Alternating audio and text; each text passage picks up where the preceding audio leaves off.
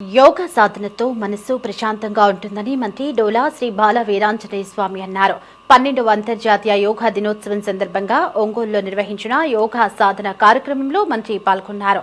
ఈ కార్యక్రమంలో జిల్లా కలెక్టర్ పి రాజాబాబు, జిల్లా ఎస్పీ హర్షవర్ధన్ రాజు, అధికారులు, యోగా సాధకులు, ప్రజలు దాదాపు 1000 మంది పాల్గొన్నారు.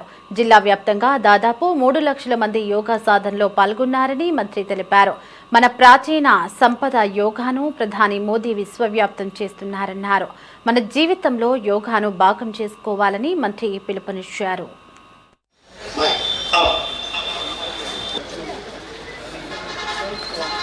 లేదా శవాసన, బోర్ల పడుకునే ఆసనాలు అయిపోయినాయి. మెల్లికిల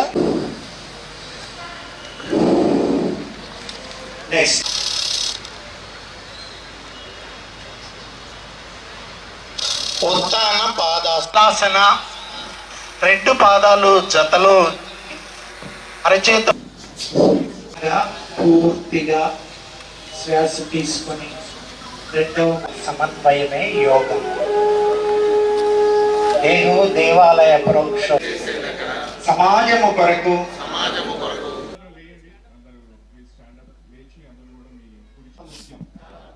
దేశం యొక్క ఈ సవాలును పీరియడ్ గ్రౌండ్స్లో 12వ అంతర్జాతీయ యోగా దినోత్సవాన్ని కార్యక్రమంలో పాల్గొనడం జరిగింది. జిల్లాలో 3 లక్షల పైకీలకు ప్రజలు ఈ కార్యక్రమంలో భాగస్వాములు ఎందుకు వాళ్ళందరూ కూడా నేను అభినందనలు, ధన్యవాదాలు తెలియజేస్తున్నాం.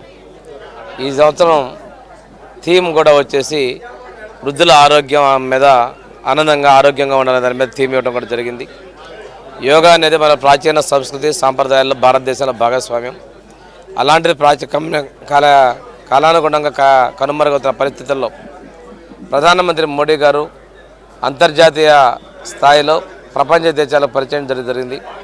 అప్పటి నుంచి అంతర్జాతీయ యోగా దినోత్సవాన్ని జరుపుకుంటా ఉన్నాం.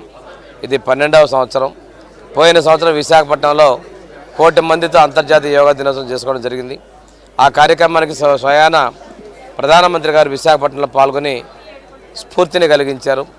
ఆ రోజు మనం 23 ప్రపంచ రికార్డులు సాధించాం. అందులో గిన్నిస్ బుక్ రికార్డు కూడా 2 సాధించడం జరిగింది. అదే దానిలో గిరిజన విద్యార్థులు సూర్య నమస్కారాలు కూడా 108 సూర్య నమస్కారాలు చేసి ప్రపంచ రికార్డు సృష్టించారు. ఈ విధంగా యోగా అనేది మన ఆరోగ్యానికి, మనసు ప్రశాంతతకి చాలా భాగం అనే విషయం తెలియజేసుకుంటూ ప్రతి ఒక్కళ్ళు కూడా అనునిత్యం ప్రతి దినం కూడా యోగాని ప్రాక్టీస్ చేసుకోవాల్సిన అవసరం ఉందని చెప్పి తెలియజేసుకుంటూ ఈ కార్యక్రమంలో భాగస్వామి అవ్వడం సంతోషం.